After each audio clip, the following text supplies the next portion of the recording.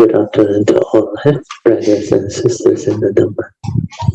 So today is the 26th of June, 2022, a Sunday class.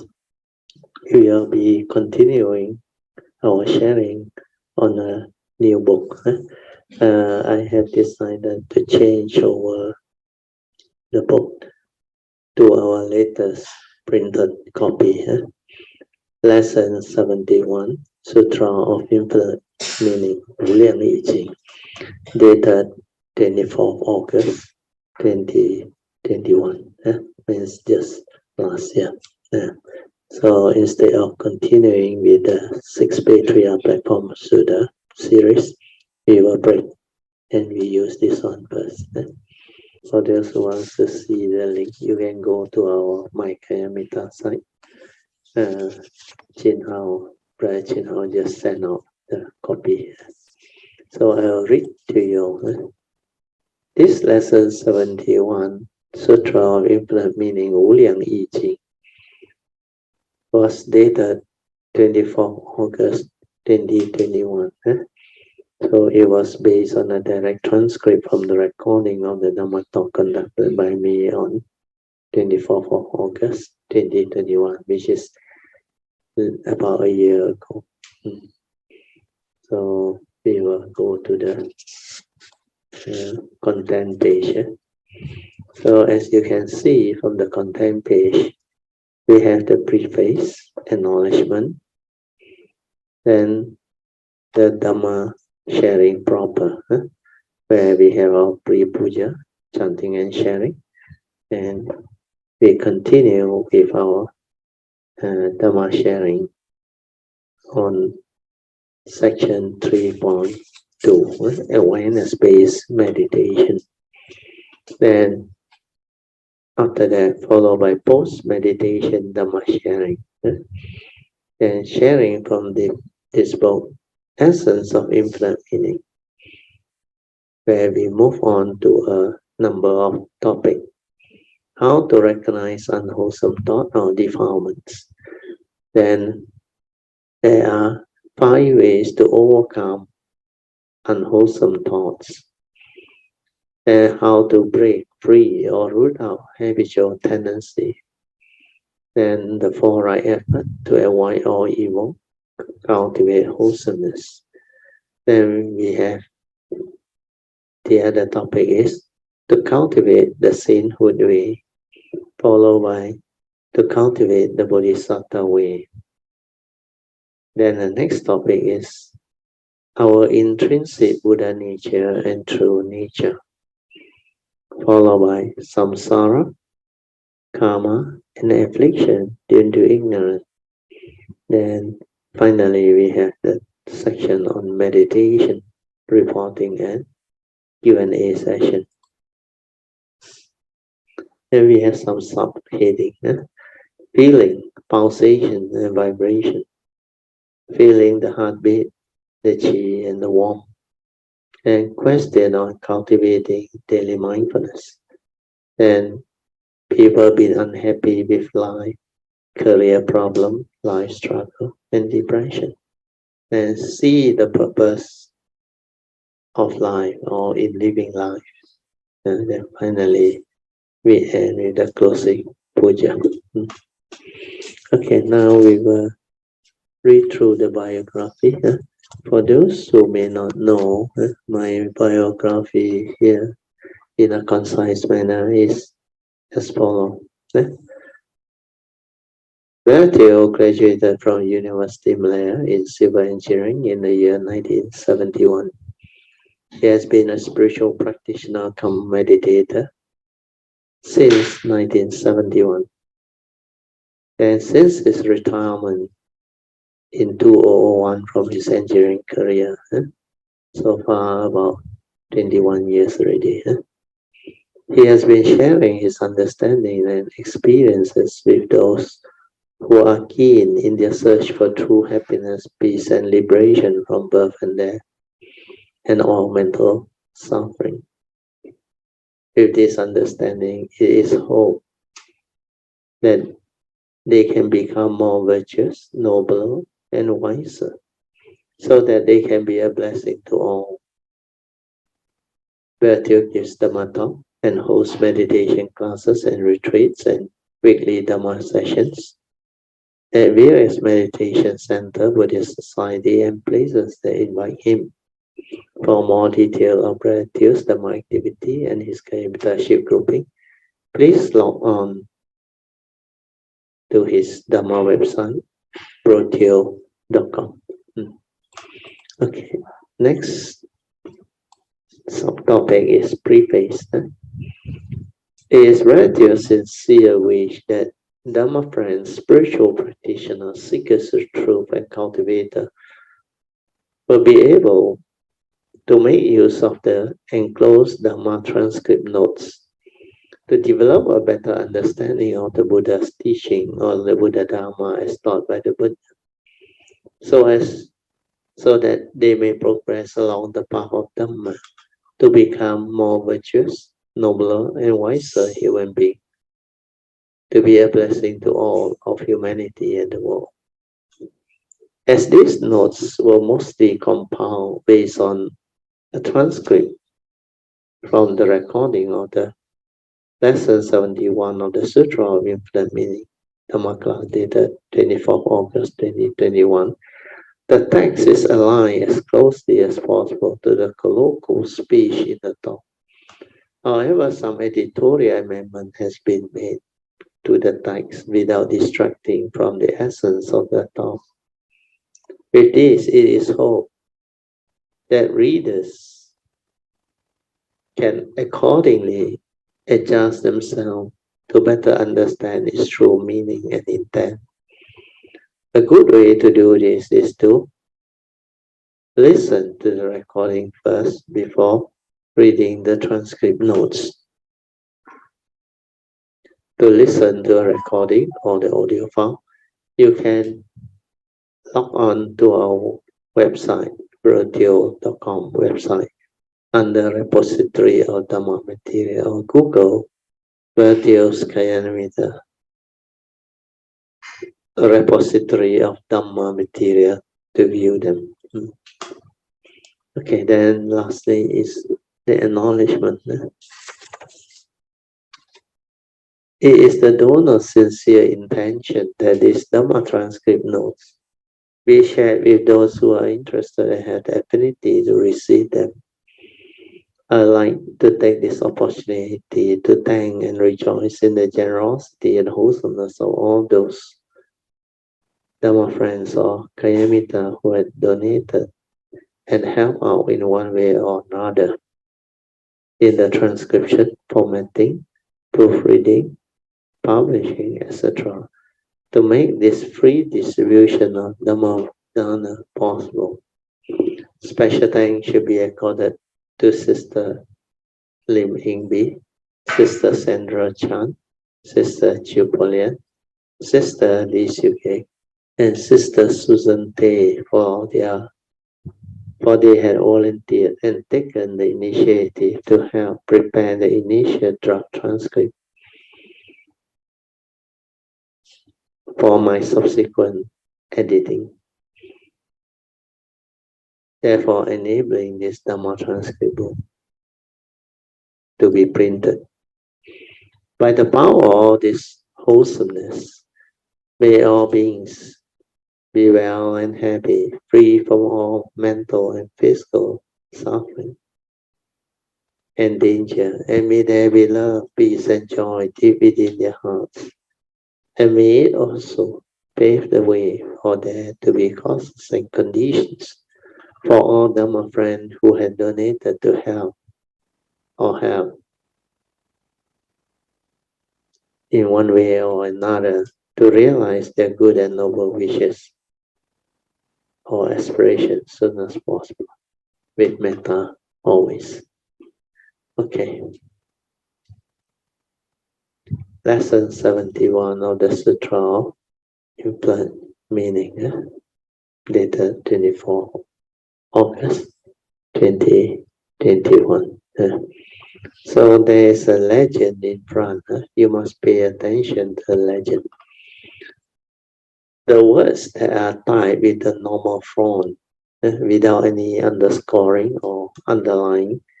They are referring to my sharing, virtual sharing, in order to expand on its deep meaning. Whereas those in italic and underline, this is to identify the original text of the reference book. Then lastly, the third category or last category are the one normal, the normal font, but underline. This refer to sharing by Kayanamittas. So hopefully with that, we can make use of this book so that you can develop better understanding. Okay, greeting by Brazil. So I mentioned that today is 24th August 2021, Tuesday, and we will be continuing our sharing from this book on the essence of infinite meaning.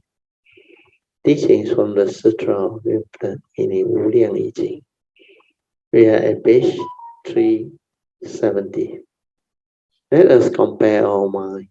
Let us compose our mind and develop the Saddha, Virya, and Sati to commence our puja chanting and end of puja chanting.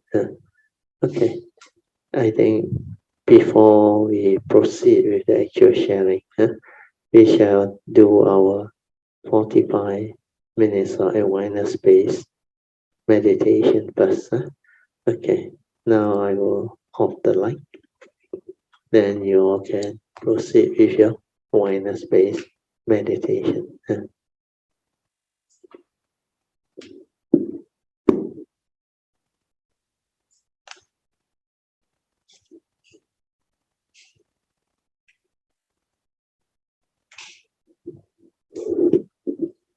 Just relax body and mind completely and maintain awareness for as long as you can.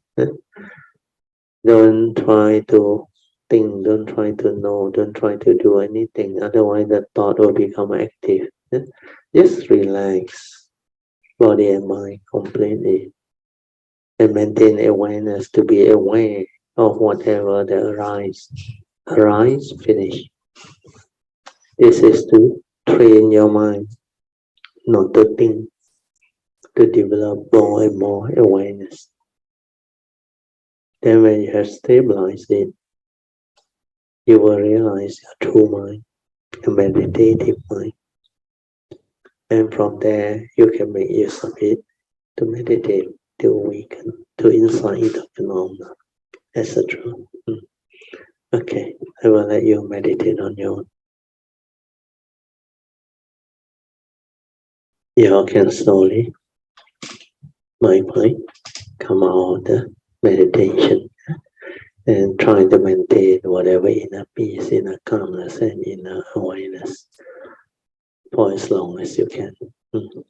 These are the mind states that you need to use to develop the meditation in the midst of life. We call it the daily mindfulness. Okay, we'll continue from our sharing, which is we are at page 3. So I have finished the introduction, the acknowledgement of this thing, and now we will read the legend. So the normal form, they are mind sharing, virtual sharing. So in bracket, to expand on its deep meanings, there's the Sutra of infinite meaning, 无量义经. The sutras are not easy to understand, so you need to elaborate upon them. And there are also Q&A session and other type of session where I need to explain or expand on them. Then the italic words that are underlined, this denotes the original text of the Wu Liang Yi Jing, the copy that we use for our sharing, which is the written by, I think, Master Chen Yan Pa Si or Ci Ji. Okay, then the last one is the normal font but underlined. These are the kilometer sharing, sharing by kilometers. Okay, I started by greeting everyone. So greeting by gratitude. So today is 24 August 2021, Tuesday. And we'll be continuing our sharing from this book, The Essence of Infinite Meaning, 无量义经, teachings from the Sutra of Infinite Meaning. We were at page 370, so that was the text that we were referring to. And I continue by,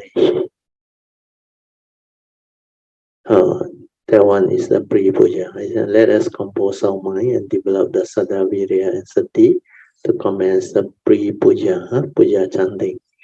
Then after that, we end our chanting session. And normally we also have a half an hour of awareness-based meditation too. Then after that, we will start the Dhamma sharing. So now we will go to section 3.2, the Dhamma sharing part, awareness-based meditation. So this type of meditation is very unique and very important. Most people do not really understand the meditation as taught by the Buddha. The Buddha teach what we call heedfulness. In many places in his teaching, he emphasized the importance of heedfulness.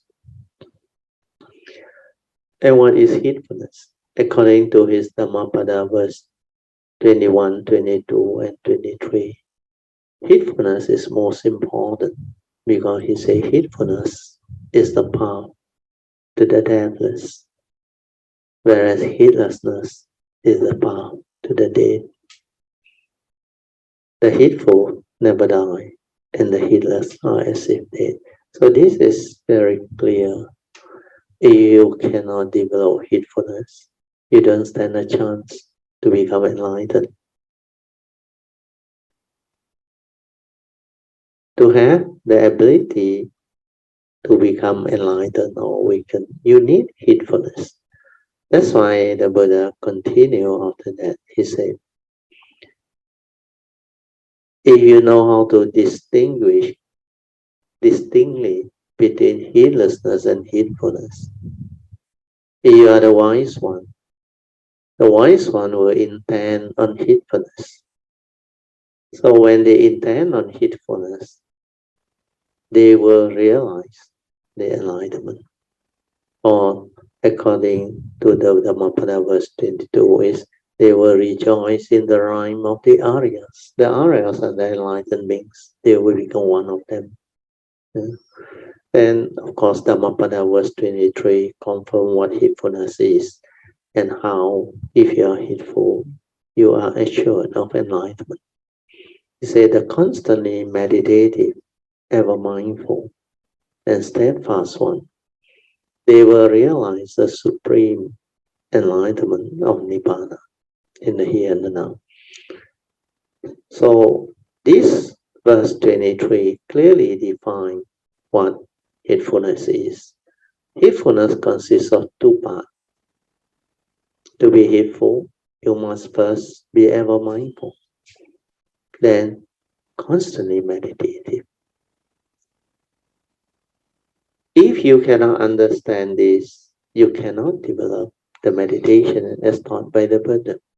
So ever mindful, the first part means you have to train your mind to be mindful, to be aware, and stabilize it to be ever mindful.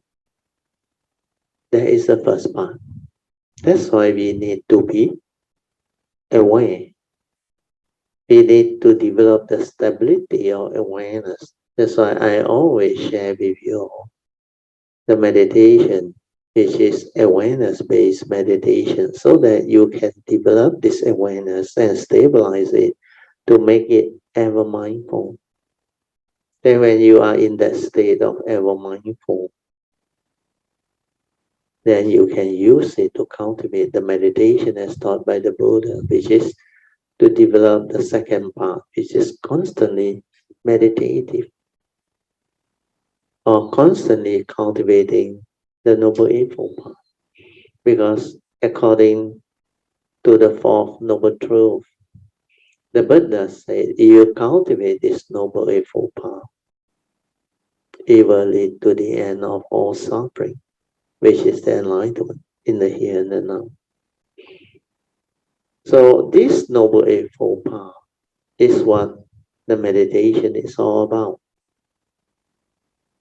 So awareness-based meditation is the only way to develop the understanding of the Buddha's teaching and to awaken to it.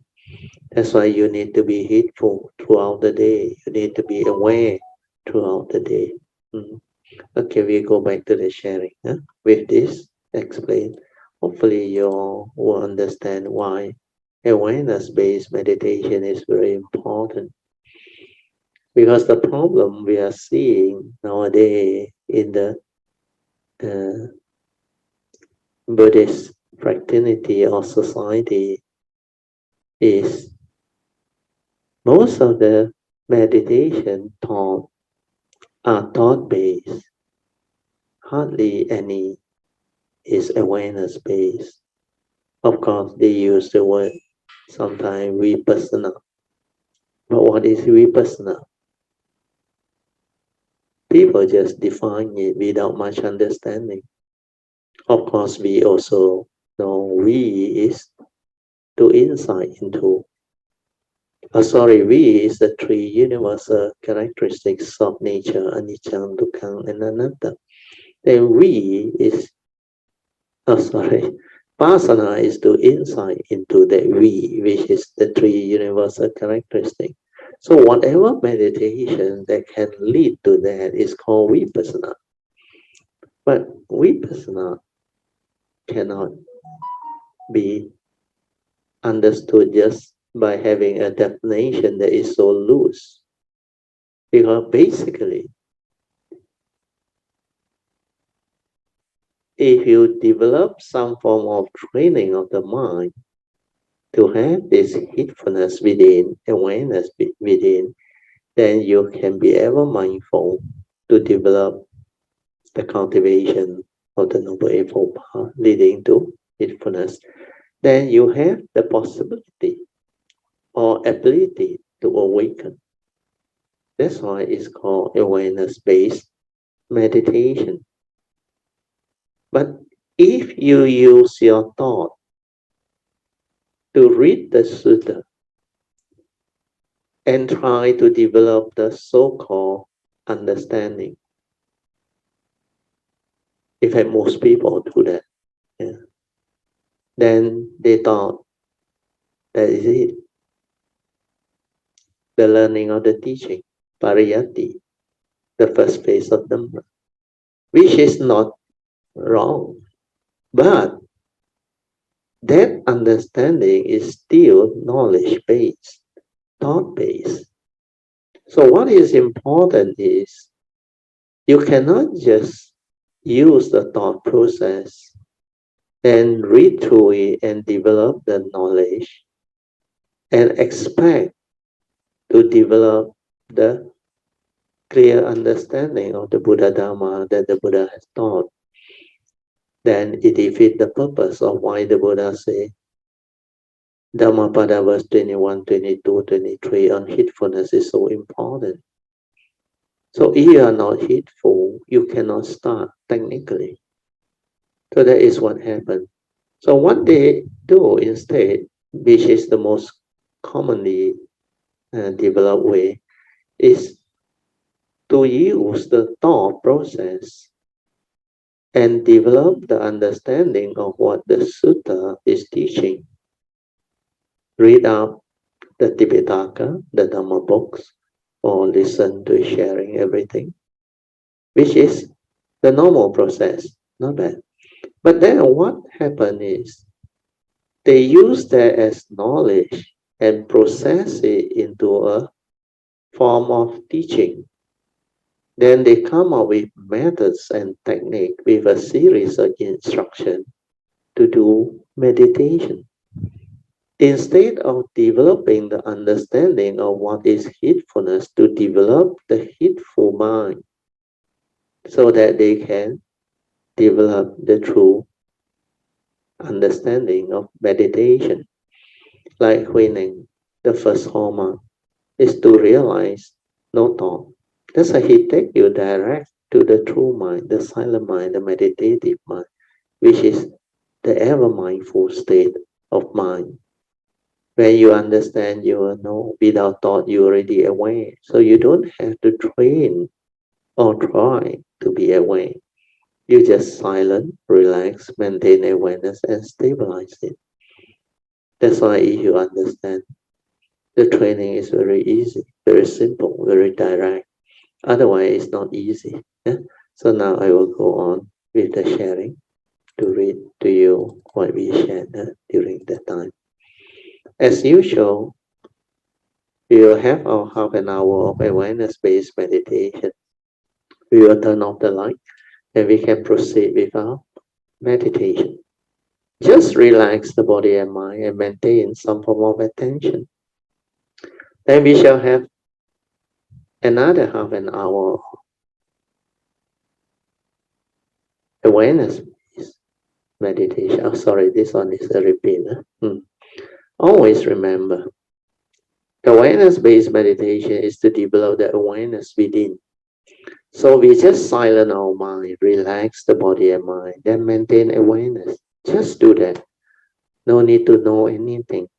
No need to do anything. Make your mind alert, attentive, and aware. Just aware. Whatever arises, aware. Finish. No need to continue with the thinking or mental proliferation, stirring, or mental proliferation of the thought process. Just aware, silent. Aware, silent. To have more and more moments of awareness.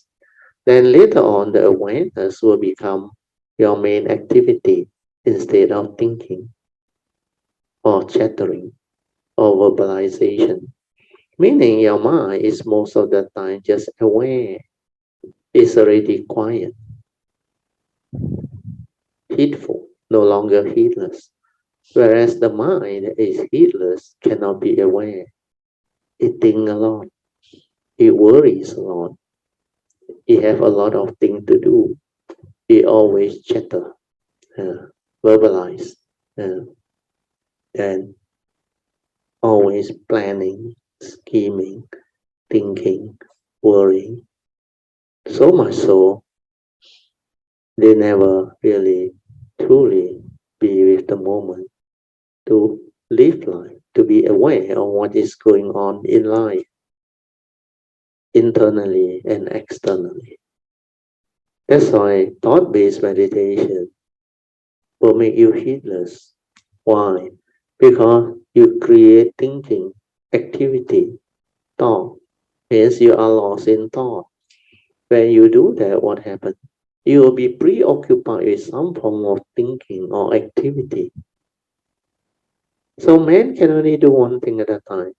When you are lost in thought, preoccupied with what you think, your fear, your worry, your anxiety, your whatever daydreaming or scheming, planning, etc. Once you are in that heedless state, how can you be aware? How can you have the ability to understand what is going on within existent life, internally, within your own form and mind, and externally? You can't. It's very obvious.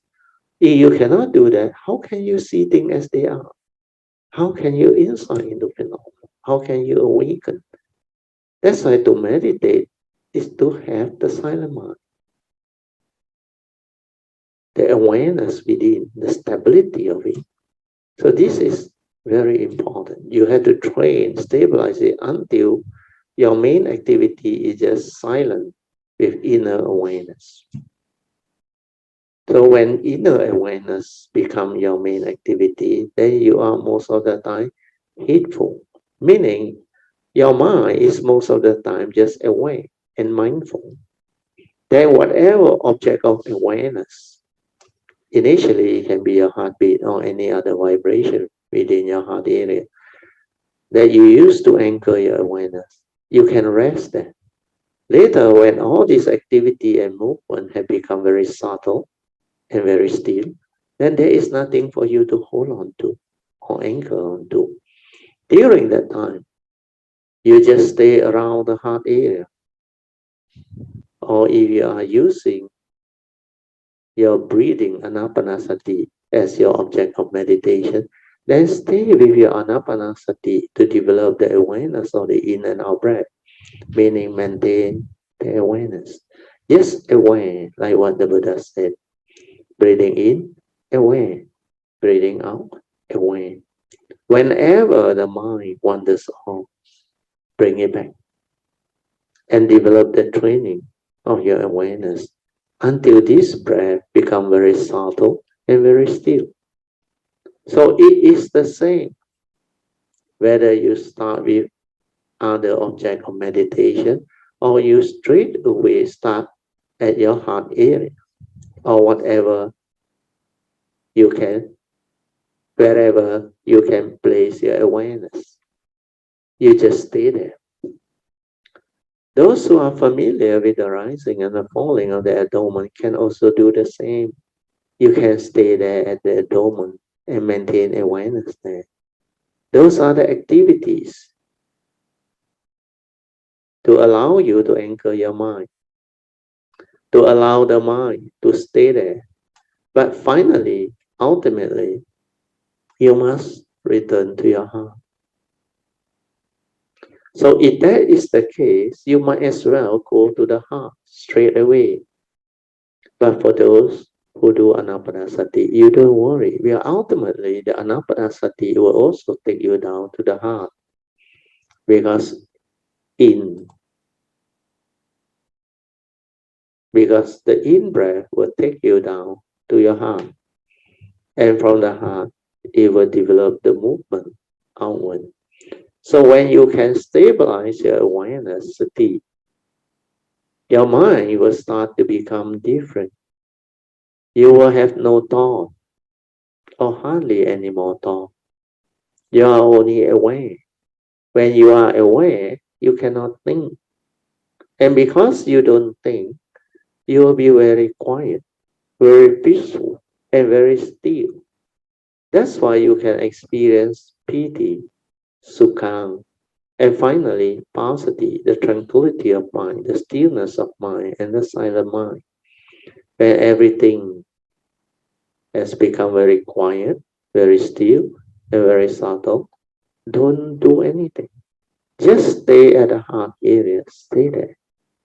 The mind will stay there without any movement of thought, nothing. Then let it stay there until the mind enters sati. You must develop it until the awareness nature within is so stable, so clear, until like no more activity, no more thought movement, no more sankhara activity. Everything is very quiet, very still. That is your true mind. That is your meditative mind, your silent mind, your awareness nature within. That is how you realize your true mind. That is the one you need to realize to develop the meditation. Without that, you cannot realize the first hallmark of Huiling, which is Wu Nian, no thought. So Master Huiling say you must realize the first hallmark of Wu Nian, the Jing Jian. means the ability to be in that state of no thought. 无念 in Mandarin means no thought or without thought. Inquire. This is a very important inquiry. Without thought, who are you? So if you don't inquire, you cannot understand. When you are in that state, find out for yourself, realize for yourself, without thought, who are you? The problem is most meditator, cultivator cannot reach that state. So how can they find out? That's why they come out with a lot of concept, a lot of idea of what that thing is. And they never understand who are they, what are they. The Buddha already explained in his teaching, the five aggregate of form and mind, they are dependent, originating, condition arising, causal phenomena. So don't try to be gullible and try to cling on to that form and mind, thinking that it's you. If it's dependent originating, definitely is impermanent. If it's impermanent, how can it be a permanent, unchanging entity that you can grasp onto, hold onto, and say, this is me, this is I? And because it is dependent originating, it follows nature's law. It accord and flow. If you want things your way, which is not nature's way, you suffer. That's how the universal characteristic comes about. So the purpose of the Buddha's teaching is to tell you clearly that if you meditate using awareness-based meditation, you can find out all this and realize it, not through a concept or a theory or a thought process. If you are really in that state, you go and find out yourself. You become completely different. Just that nature. No name, no word, nothing. That one is not a being, cannot come out to live like you. Will understand all this. That's how you transform. Then this one, the nature, is very near to the thinking, the mundane mind, the thought process. Any curiosity or any conditioning from your past will start the thought process moving. That's why from there, it moves over to the thinking mind, the mundane mind, the egoic mind very fast. Then the other question is, when thought arises, who are you? You are the five aggregate of form and mind. Find out, what is this five aggregate of form and mind? Through that silence, that awareness, you will understand why the Buddha said the five aggregate are dependent, originating, condition arising, causal phenomena with the universal characteristic. Insight into that, awaken to it. That's how you develop the understanding of who you are, what you are. If the five aggregate of form and mind is not you, then why did they arise in you? Then who are you? What are you? This is how you're supposed to inquire and develop the meditation. So when you inquire this way, you will understand the reality of this universe, this manifestation of the form and mind, and the silent mind or the true mind, which is before the arising of all this. That's why I put here, you will understand when you reach that state. That's why the initial training to be aware is very important. Spend time on it, stabilize it, then you will progress in your meditation. Don't be too eager to know, too eager to progress, to find out whether you are doing it correctly or not, you have progress or not. All these things will hinder you. That's why have faith, silent, be sincere, persevere. Yeah. And after that, I end the meditation. I say, okay, now I will let you meditate on your own. I will now set the alarm for 30 minutes so that you can have your 30 minutes of awareness-based meditation. Remember, this is awareness-based meditation, not thought-based meditation. So you have to develop the stability of awareness within. That's why today I want to make this awareness-based meditation very clear. At that time, I already explained this. And hopefully today's sharing can let you have the clear understanding. Then I continue. The four support for awareness-based meditation are very important. Allow your body and mind to be completely relaxed. Relax means don't do anything, be at ease. Let things be. Whatever arrives, just away. Because you are relaxed, all your stress, your tension, and whatever tightness and unrelaxed part within your physical and mental, they will slowly adjust itself and reach a state of being at ease, meaning you are truly relaxed. When you are completely relaxed, it means there is nothing troubling you. Otherwise, you cannot be relaxed. Your mind can only be at peace when your physical body is without stress, without tension, when you are mentally peaceful, free, aware. So when the physical body is so relaxed that you are completely without any tension or any stress, that is the meditative body. That is the mind that can be aware because it is at ease. There is nothing to trouble the mind. You have nothing to attend to. You can just let things be. And the awareness nature is very important. That is your true mind, your inner nature, your true nature, your silent mind. So that awareness nature, you must stabilize it to realize it. Okay, now I will let you meditate on your own. Now then after that we have the think, like just now, end of the 30 minutes of awareness-based meditation. Okay, now we move on to 3.3. Post-meditation Dhamma sharing.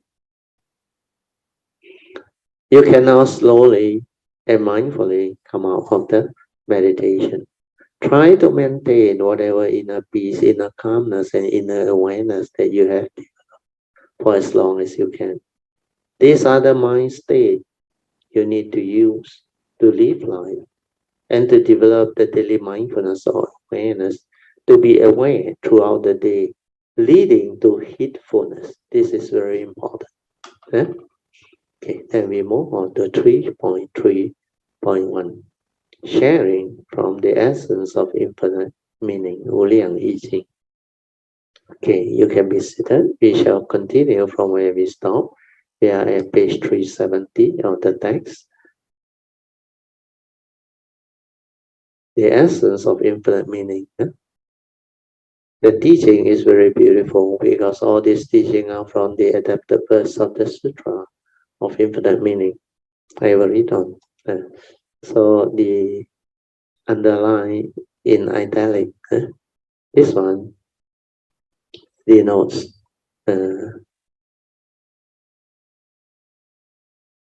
what the text actually, the text that we are using is written.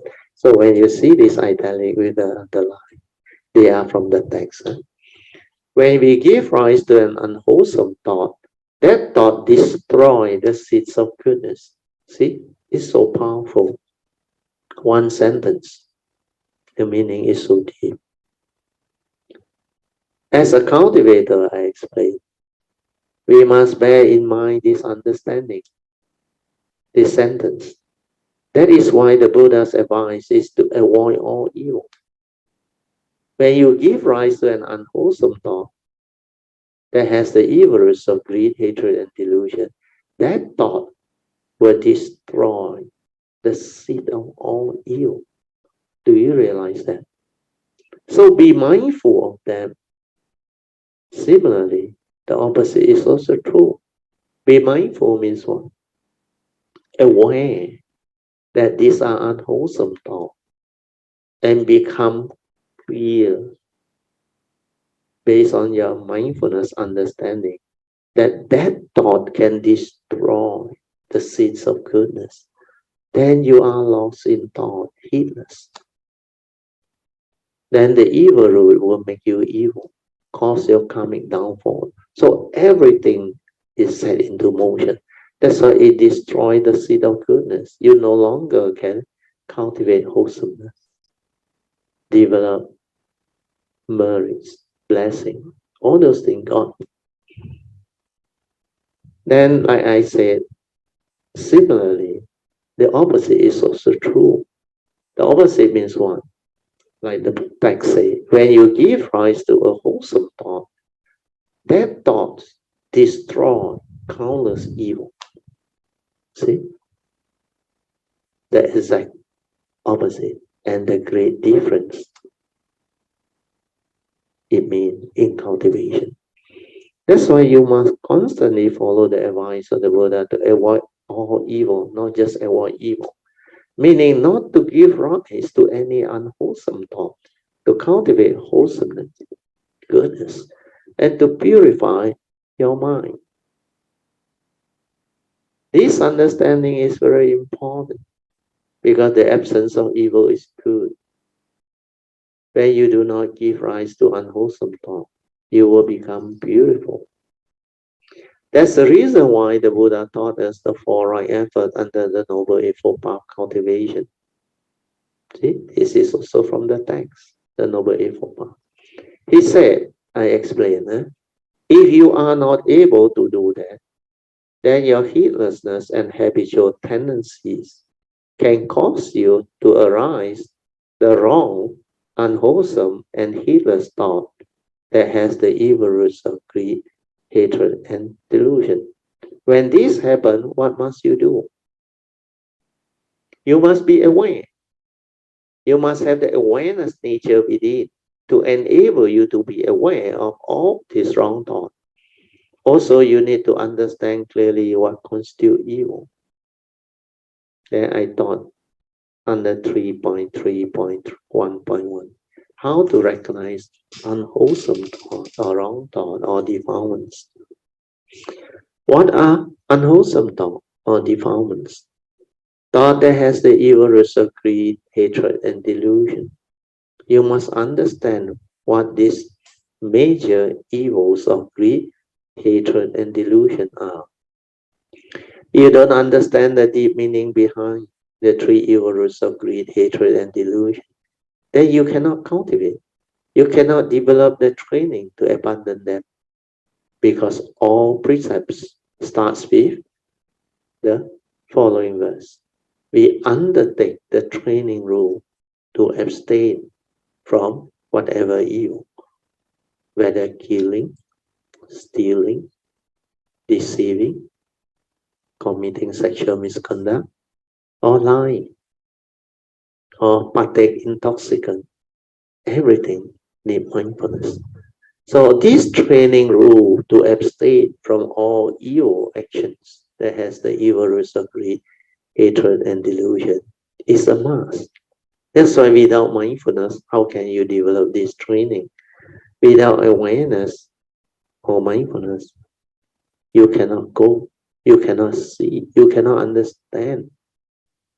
You are too heedlessly thinking, heedlessly lost in thought, preoccupied with all the sensual experience that you come to experience at your sense door consciousness.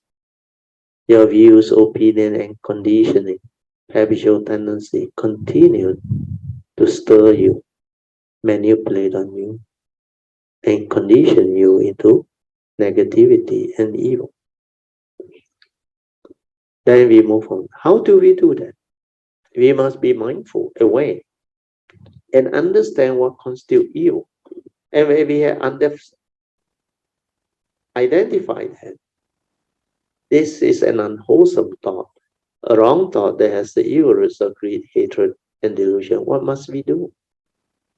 We must arise the first right effort to abandon it. How do we abandon it? If you have gone through the roadmap that Sui has done for you, you will understand. That's why go back and read out. So all these are very important. Basically, there are 5 ways to overcome unwholesome thought. The most important one, of course, is the third and the fourth way, because they are the meditative approach. The first 2 ways are still thought-based cultivation, but they are suitable for normal people with certain type of negative tendencies. The Buddha said the first way is to apply the direct opposite wholesome thought to overcome whatever unwholesome thought that has arisen. Take for example, you have given rise to a selfish thought that has the evil roots of greed, selfishness, possessiveness, and covetousness. So the direct opposite wholesome thought of generosity and sincerity are very important. When you are contented, when you are sincere, when you are generous and kind, you cannot be selfish, you cannot be greedy. So this should be developed as understanding. We must have the sincerity not to be selfish. To be sincere, generous, kind, gentle, and pleasant, all these are the virtuous thoughts needed to counter the unwholesome thought. So when you have anger, or the angry thought, or the unwholesome thought or anger, hatred, envy, and jealousy, we must arise the opposite wholesome thought of love, compassion, and kindness to overcome them. Then the other one is when there is cruelty in you, you must arise compassion. And if there is envy and jealousy, you must develop the sympathetic joy, mudita, to rejoice in the wholesomeness of others. This is how the 4 Brahma Vihara can also help you. Then the other one is when you have lust or lustful thought, you must develop contentment, wisdom, and understanding. Otherwise, this thought cannot go away. It will continue to manifest. Then in the second way, the Buddha said, you must reflect on the danger of having such thought. That is, the consequence of holding on to such wrong thought or unwholesome thought will make you evil, cause your karmic downfall. If that is not what you want, then you better abandon it. That's why the first 2 is still thought-based, but good for people who don't have the understanding. So that when you reflect on all this, it can change you for the better. Then the third way, of course, is the meditative way. Whatever unwholesome thought or wrong thought that has arisen, they will have the evil roots of greed, hatred, and delusion. Whether it is craving, desire, selfishness, anger, aversion, hatred, fear, worry, anxiety, insecurity, phobia, or whatever. All these are unwholesome thoughts with the evil roots of greed, hatred, and delusion that can cause you to stir your mind. They are making you evil. So all this is the training that you need to develop as understanding. The Buddha said, to abandon it, you just need to silence your mind. Like how we develop the awareness-based meditation. Don't do anything. Initially, just aware that day means any of the negativity of my state or the unwholesome thought has already ever arisen, just like the Buddha said. Aware. Aware of what? When there is anger, greed, selfishness, aware. So the awareness is very important. The awareness of it will break the momentum for the unwholesome thought to continue its movement, to continue its manifestation. It's just like the Sutra. Things that are unfit for attention, don't pay attention. If you pay attention, the paticca samuppada will take you to suffering, the suffering link. Of course, initially is craving, condition, grasping, condition, becoming. Then you take birth. From birth arises the whole mess of suffering. Every day, every moment, every instant when you are heedless, you are producing that type of activity. What will happen to you? Your destiny is already cast in stone. You will develop heedlessness leading to suffering, misery. Karmic wise, your karmic nature will fall, then you will get into big trouble. So what you have to do is you just silence everything and stay with that feeling or that emotion or that wrong thought. Maybe fear or anger or hatred or anxiety, sorrow, lamentation. Just stay with it. Don't go and think about it. Don't try to solve it. Just stay with it. Silence everything and be with it. Like aware. Let the emotion continue to move, but you just aware. So be with it is very important. Like what Coughlin used to share and I used to share. It's just like when you are meditating, you are just aware of your anapanasati or object of meditation, or your heartbeat, or whatever object of meditation located within your body, your kaya, where you maintain your awareness. When it comes to defilement, wrong thought, unwholesome thought is the same. You allow your awareness to go to that unwholesome thought, to go there. Meaning the awareness and the emotion become one. Whether it's anger, hatred, fear, worry, anxiety, sorrow, lamentation, unhappiness, phobia, panic attack, or whatever mind state.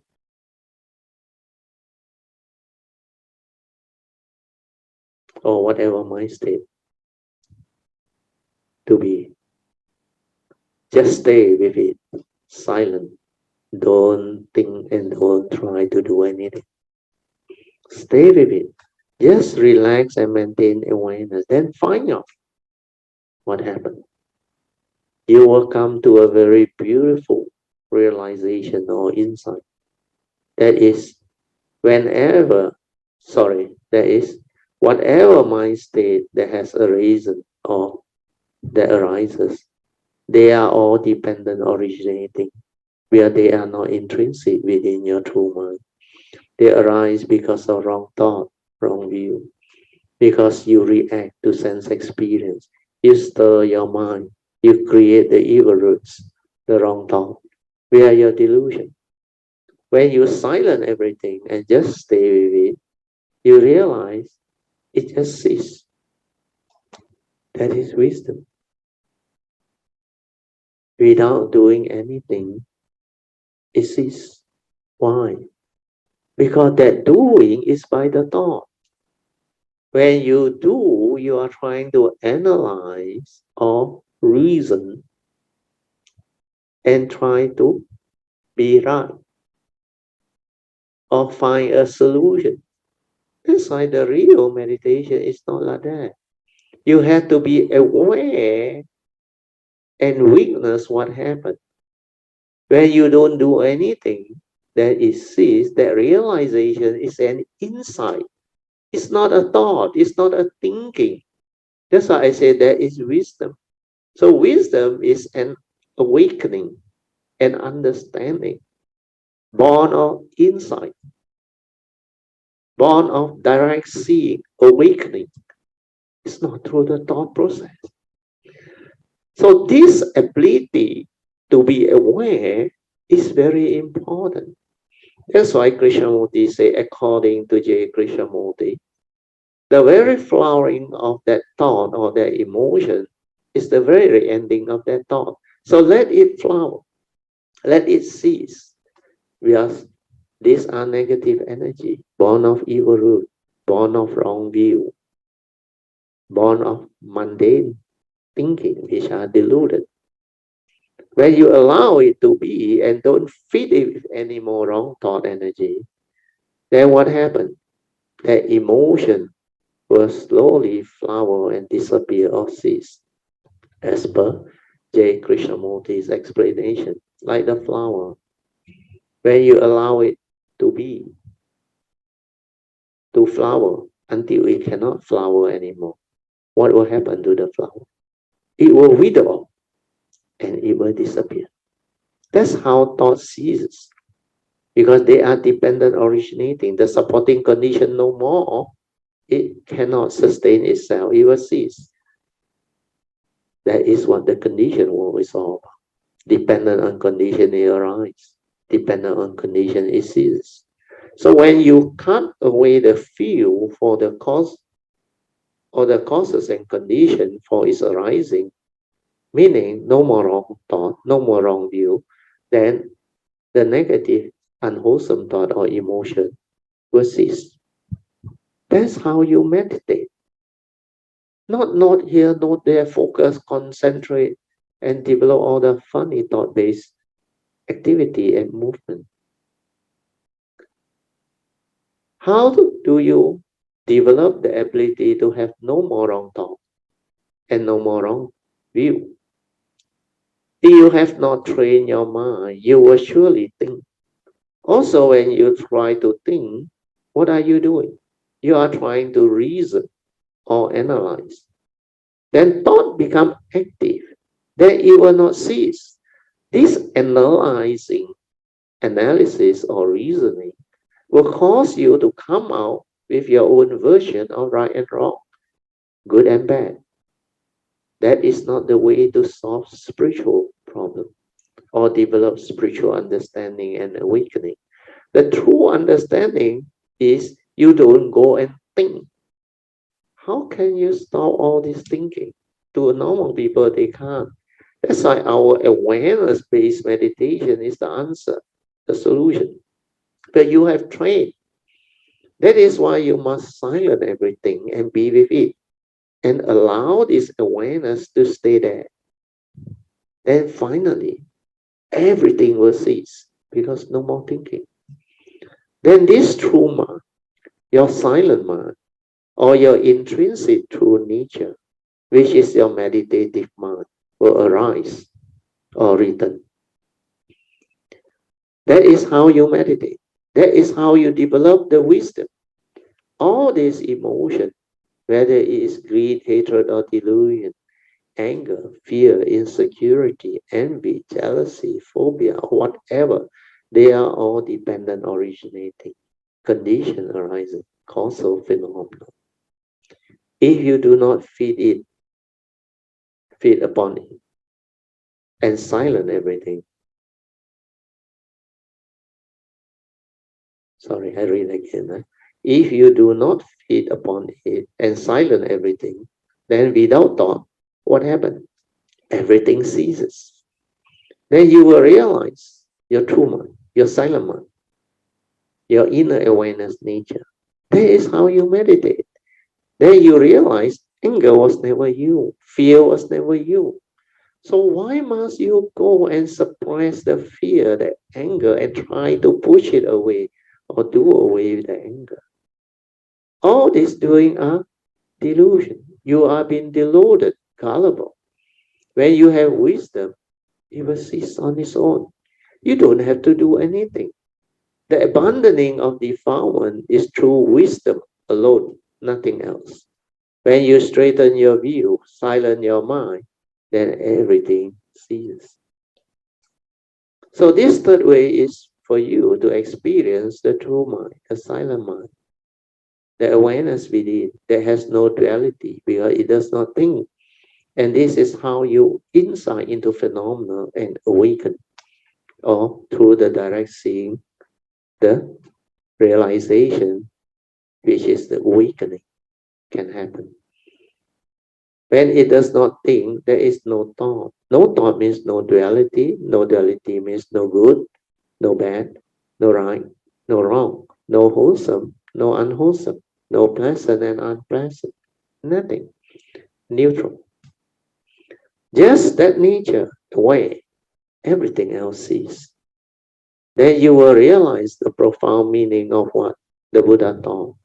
Sabbe sankara anicca, sabbe sankara dukkham, sabbe dhamma anatta. Where all these are sankara, mental activity, mental states, emotion, wholesome and unwholesome. And all sankara are impermanent, anicca, because dependent on condition they arise. When conditions cease to be, they cease to be. If you cling on to it, hold on to it, and give meaning, it will lead to suffering. Reason why the Buddha says sabbe sankara dukkham, it brings about suffering, misery, affliction. That is what the Dhamma is. Then finally, because it is impermanent, it's not a permanent, unchanging entity where you can hold on to, cling on to, and grasp onto, and say, this anger is me, this hatred is me. There is no such thing. That is delusion, where you were never the anger or the fear.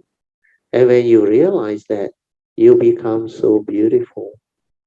If anger is not me, fear is not me, I don't have to do anything. Where these are not intrinsic within my nature. So I don't have to suppress it, control it, or push it away, or do something about it. That is wisdom. That is the understanding. Then you will come to realize that the five aggregate of form and mind is not a permanent, unchanging entity. Hence, non-self or not you. Exactly as explained by the Buddha in his teaching. That is, because it is impermanent, it's not a permanent, unchanging entity. Hence, non-self. And because it is non-self, it is empty. Empty nature or existence. It comes and it goes. Condition arising, causal phenomenon. So with this, hopefully, you all can understand. Then by now, after my explanation, you will understand the deep meaning of why the Buddha always said, this is very profound, but most people cannot get it. The Buddha always said, told the disciple, whatever that arise, there are causes and conditions behind. When causes and conditions cease, it ceases to be.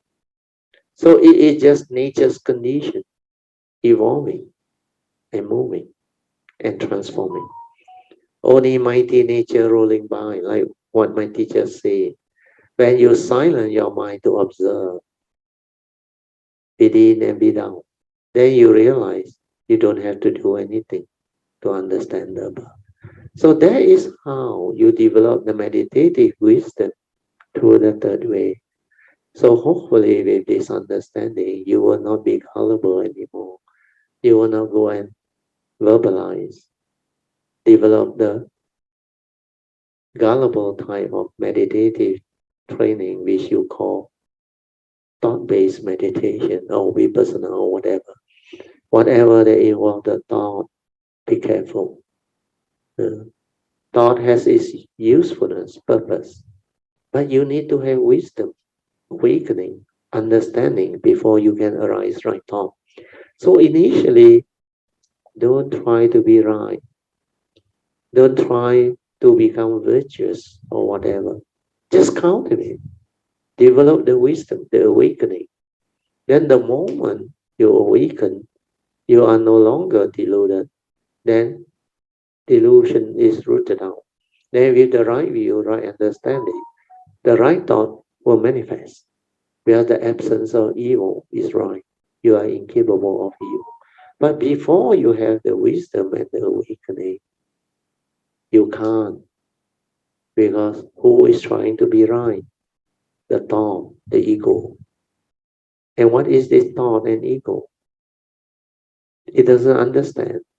So it creates right and wrong through duality, right according to him. You look at the world. A lot of countries creating havoc because they have their own definition of right and wrong. Yeah. Especially you look at all the foreign policy of all this country. Very funny, rule-based and all those things. Who define? They define. And right according to who? Wrong according to who? So all this you can understand. Eh? Okay, we go back to the sharing. So by now, hopefully, the third way, which is the meditative way, which is very, very profound and full of wisdom, can be clearly understood. So if after today you still cannot understand, I don't know how to teach you anymore.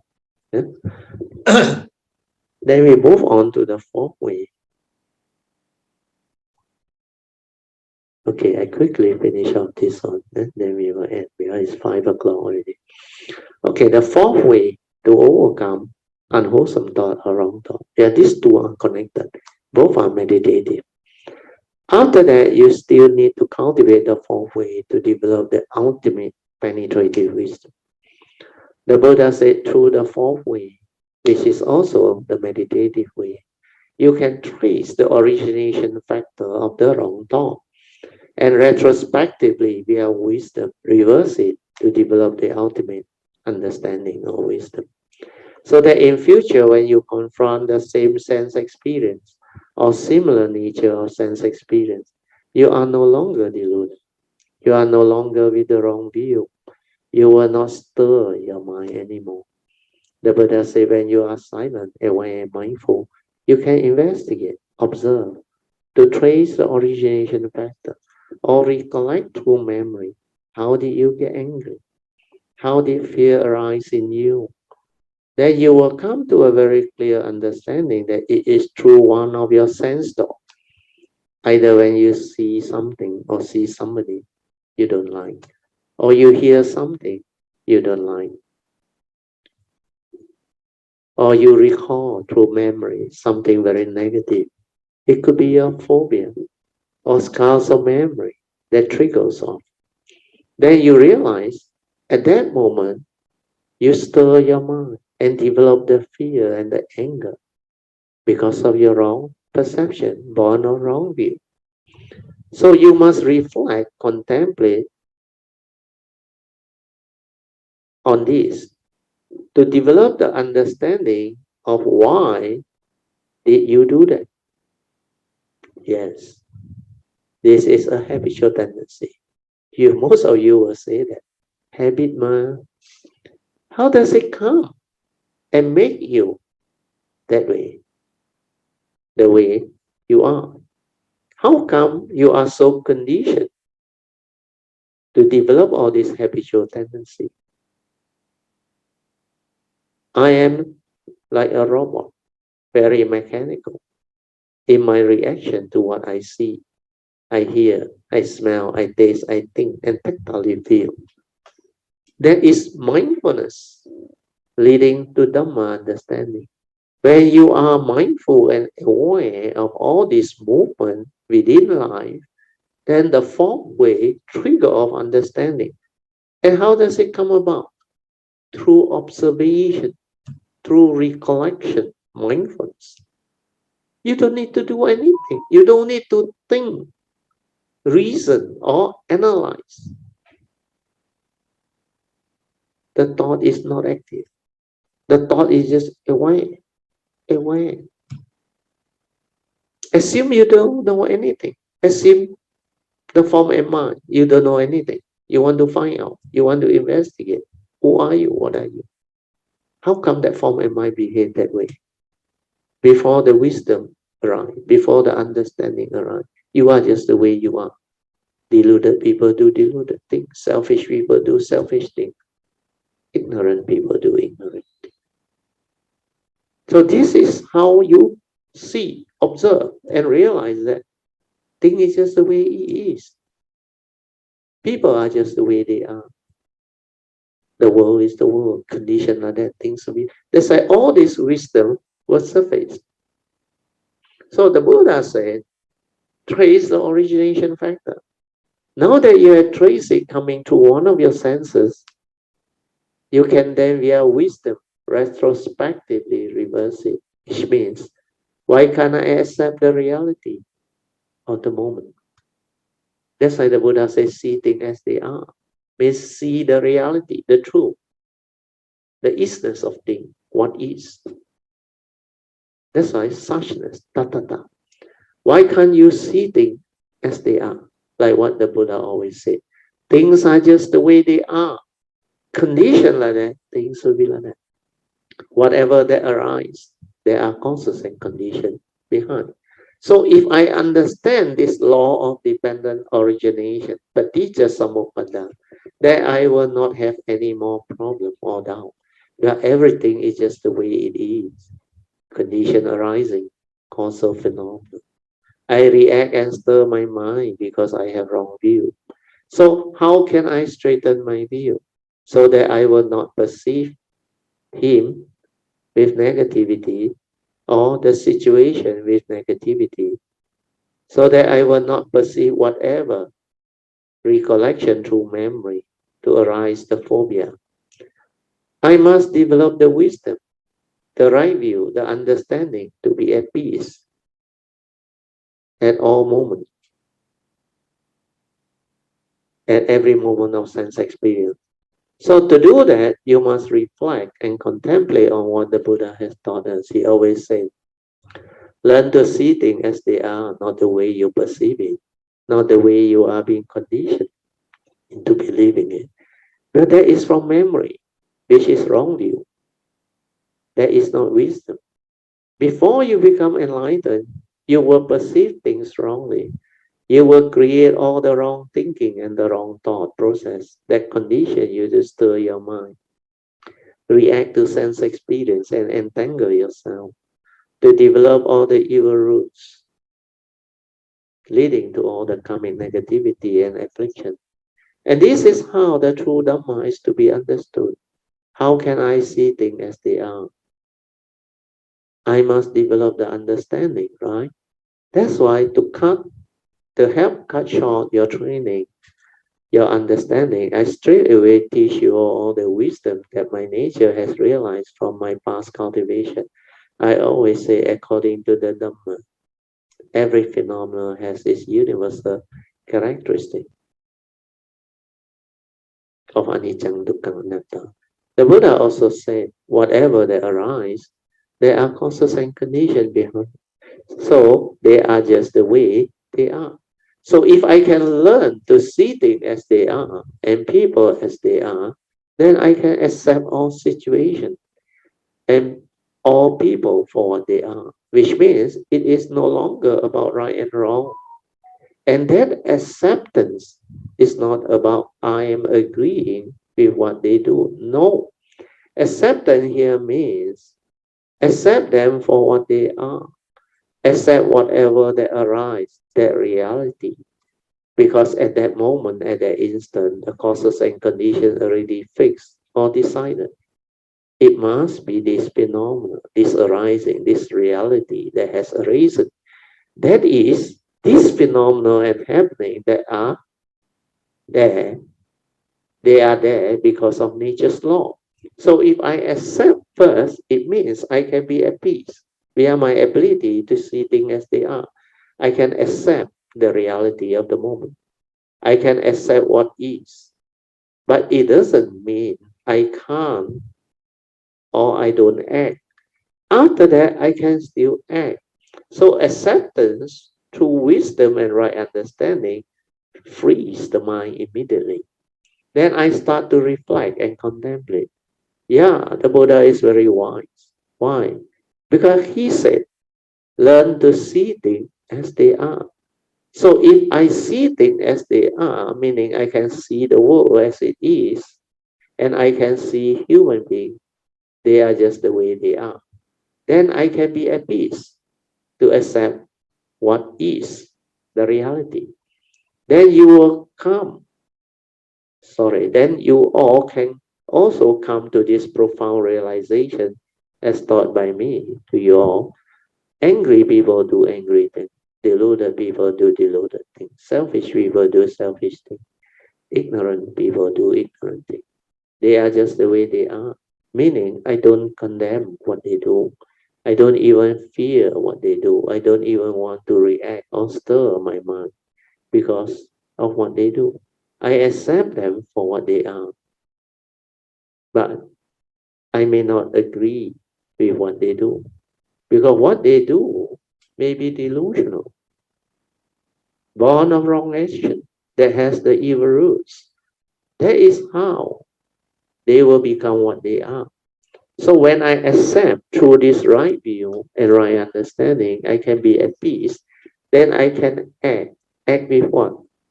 Act with wisdom, following Noble Eightfold Path. But that is the meditation as taught by the Buddha under the Fourth Noble Truth teaching. The Buddha said, if you act according to Noble Eightfold Path, you are cultivating the Noble Eightfold Path qualities. It will lead to the end of all suffering. So that is the answer. That is the wisdom. That is the way to live life. And that is the way to act. That is why you must have the embodiment of Noble Eightfold Path, starting with your right view, to accept the reality of the moment, to be at peace first. Then when you are at peace, you don't stir your mind, you don't get angry, you don't become emotional, you don't become fearful. Then you will have clarity of mind. Then you can act with wisdom and understanding. Then you will inquire, how can I resolve all this amicably? How can I move on? How can I avoid negativity? Meaning, resolve all this amicably so that nobody gets hurt, nobody gets affected. And what our society used to say, develop a win-win situation that is free of negativity. So to resolve issue amicably, the only way is to follow Noble Eightfold Path. Because Noble Eightfold Path is the advice of the Buddha, which is basically incapable of negativity. It's just Sila, Samadhi, and Panya. When you have Noble Eightfold Path, you have the right view leading to right thought, right speech, right action, right livelihood, and right effort. Right Sati and Samadhi. There is no negativity at all. You are incapable of evil. This one leads to wisdom. That is how the Dhamma teaching can become very powerful, very effective. And it can solve every human problem. And it can lead you, and it can let you develop the understanding. Then when you can see things as they are, meaning you can accept the reality of the moment, you are always at peace no matter where you are, under any circumstances or any condition or situation. You are always at peace with the wisdom. When you have the wisdom to come to terms with the reality, to see things as they are and accept the reality of the moment, that is the most beautiful Dhamma understanding that you can ever have. Okay, we stop here. What is this page? 17. 17. Okay, we will stop here. Oh, yes, good. Then the next topic is also very interesting. How to break or root out habitual tendency. This is the part where most people find it very difficult to understand. Okay, before I open up for our second session, maybe I would like to make an announcement. Next week, Tuesday onward, I will be going to Singapore to be with some of the Singapore Dhamma friends. And also I attend to the thing that I need to attend to while in Singapore. Then the whole week, Tuesday class, Thursday class, and the following Sunday class, they will be cancelled. That is temporarily. We will not have the classes. Because Tuesday, Thursday, I won't be around. Then Sunday, Jin Hao and my daughter still not back yet. So our class will start after that. It's the following Tuesday. Okay, so now we will open up for Q&A, question and answer, or meditation reporting. Mitofo to Brother Teo's, Mrs. Teo, and all Kayamitas. Yeah. Yes. Today's sharing is very beautiful. Yeah. Yeah, it's a meditation and how we develop the sati, leading to heedfulness. Yes. This is actually, although this is this is very profound for people that had difficulty doing it. Just like me, when I started off, I also do not understand what is sati, what is mindfulness. So, but truly, doing what Brother Teo said, relax the four support. Support, yes, the four support. The relax, silent your mind, just aware. And then let it stabilize. Let it stabilize your awareness. This awareness really need to be stabilized before you can move on to the next. Yes.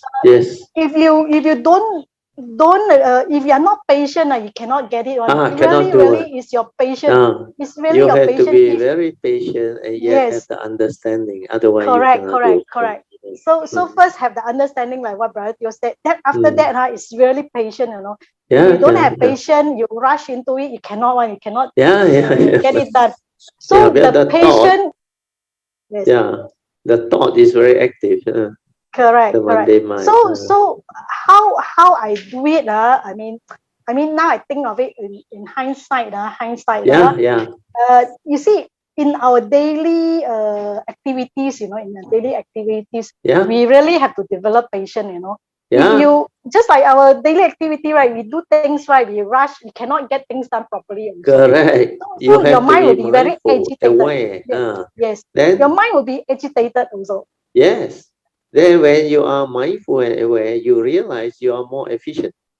Correct. So, and you can solve things very fast. Where there is nothing to hinder you, to make you like fearful, worry, excited. No, you are very at ease, mindful, peaceful. Then with the clarity, everything become like very clear to you, and you can resolve it. And one by one, you realize you don't have much problem in life. You don't have any not like before. Worry about it, worry about that. No more.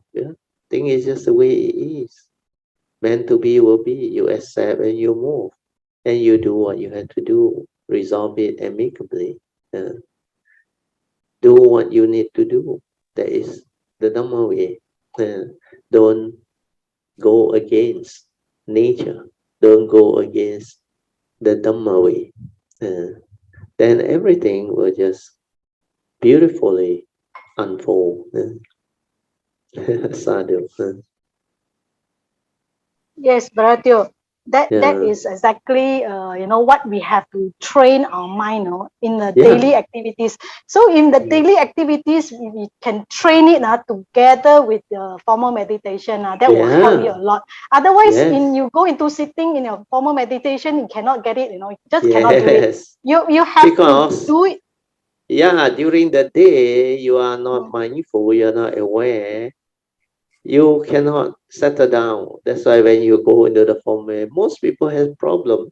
They need the method, the technique, meditation object to anchor the mind, then force it to be quiet and all things. All these are what we call thought-based approach, following all the instruction without understanding. When you have the understanding, the awareness come in is so different. But like I explained, very, very few people can do that because they can't even have a moment of silence or just aware within the moment. They can't. They think a lot. Their thoughts are so active. They are so heedlessly lost in thought. So all this, if you are mindful, you are aware, you can see. That's why you have this, what they call, you, the Hokkien or is, you Korean, the living being, means you feel pity for them because they are so deluded, heedless. They don't know what is happening. They cannot even have a moment of peace within. That's why they are so stressed up, agitated. Then they rush a lot of things, worry. That's how you build up your stress.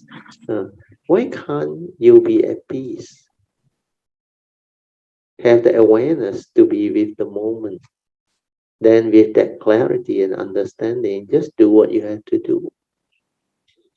And you will not need to think that much.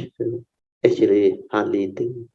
You just most of the time aware, understand, rejoice, develop inner peace, inner joy, inner happiness, the mindfulness, the awareness keep on moving.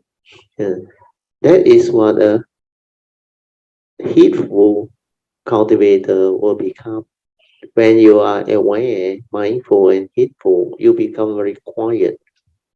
You have that tranquility of mind, the stillness of mind, your awareness is always there. You are hardly lost in thought. Most of the time, you are peaceful. You are beautiful. So this is the benefits of developing the correct understanding of the meditative training taught by the Buddha to train our mind to be aware, leading to stability of awareness, ever mindful, constantly meditative. Then you develop heedfulness. When you are heedful, you are destined for enlightenment. It's guaranteed. Yeah, you continue, Pujay. Yeah, Bharatya, this training of the mind on the sati and heedfulness is how you call that so important that Yeah, we cannot how you call that cannot neglect yeah, you in cannot a neglect. daily cannot neglect in our daily life. Yeah, I mean yeah, we it can be involves so. your entire life and existence. Yes, If you correct. don't take care of that, you become heedless. And the heedless are as if dead. You don't stand a chance. Enlightenment in the here and now, the spiritual life is gone. That's why heedfulness is very important. You like it or not.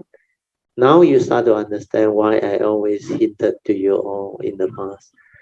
Unless you can be mindful in the midst of life to develop the daily mindfulness, have the stability of it, you have not developed the real meditation as taught by the Buddha. In fact, when you are able to be mindful in the midst of life, then only the true meditation take off. Before that, it's just the normal thought-based meditation. The awareness-based meditation cannot really sing it. Yes, Bharatya. So that, Mm. I mean, actually, I'm very thankful to Bharatya that you consistently remind us about this, sati and Yeah, heedfulness in our daily yeah, life because yeah, we are so involved in our so-called other activities in the life that take yeah, away our attention, and yeah, so yeah, yeah, we always give reason, and excuses for not doing what we should do, yeah, on a yeah, daily yeah. basis. So by, I mean, emphasizing the importance time and again, I mean, up till time, although I know Boratio, I mean, Kayamitas, especially the old students of, not old student, but students that have been with Brother Teo for a long time, were here again and again up 10 times, but the important is so, how you call that, I mean, it is of utmost importance. I mean, if you don't emphasize it enough, I think the normal human brain or the thought will not. They will miss it. They will miss it, and they will not. They cannot they cannot see the importance of it. Not until you see the importance of all this, you will not wake up on. You will not be very serious about cultivation, meditation, and life. Because to me, it involves my whole existence understanding. If I don't have this understanding, I myself don't come as a living being. Come here to suffer for what? That's why this is most important. That's why in the year 1971, I make the affirmation, the determination to go this way. But this is most important to me. Other thing is not important. If I cannot understand this teaching, this Dhamma, then I cannot understand life. Then I will fall, I will fail. Then my whole existence is gone. This is not what I want. What I want is the understanding that will transform my nature. That every life I come with this understanding. That will make me beautiful. That's why life become wonderful, amazing, meaningful. Otherwise, you come here full of suffering, misery, fear, worry, and every day, like they say, hit the wall, jump back, long beer, hurt yourself, create so much karmic negativity. Then every now and then, don't know what is going on. Gong gong, toa gong gong, chia gong gong, see everything as a gong when deluded healers. So human being a lot, because of karmic, they end up healers and they do a lot of wrong things. That's why their life becomes so miserable. In fact, there are a lot of living beings, especially human beings, who are so less fortunate because they don't know this teaching. They don't have this teaching. So each and every one of us, like I always say, your life, you decide how you want to live it. You hold the key to your own life destiny. To be happy or to be unhappy or to be miserable is entirely your choice. So choose wisely. Yes, Brother Teo, we have to choose wisely and give attention to this cultivation that fits for attention that Brother Teo always mentioned. Fit for attention, we have to be very serious about it and not forget about it. And because this, like Brother Teo said, I mean, this life is our only chance, to cultivate. Because the sasana is there, the most beautiful window. After this is gone, I tell you, the window closes off and it's going to be long period of what they call non-sasana. And that one will be very difficult, very miserable. Without the sasana, how will you expect to develop the understanding of all this? With the sasana now also so difficult. People find it so difficult. What if there is no sasana? And without this understanding, even sasana you come, you still cannot meet up with the wise and develop this understanding. That's why to have affinity with great beings, with cultivator of the way, to have true kayanamitta, to be a part of your cultivation, is not easy. That's why you must take the vow, the bodhisattva vow, follow the yellow card, make the aspiration, develop all those understandings so that you are like home, base after this life, after you have developed this affirmation and understanding, your future is all taken care of. Because with that bodhisattva vow, you vow to have this right view, right understanding, life after life, whenever you choose to come or you have to come. And then you have the understanding of how to break the coming obstruction. And you know how to determine not to repeat all this. Then follow the advice of the Buddha to cultivate sincerely with faith and persevere. Then you cultivate affinity with all the great beings. You develop all the additional vow, the miscellaneous vow. So all this will make you beautiful. Yes, Brother Teo, that reminds me, Brother Teo, that when you mentioned about taking the vows and develop affinity and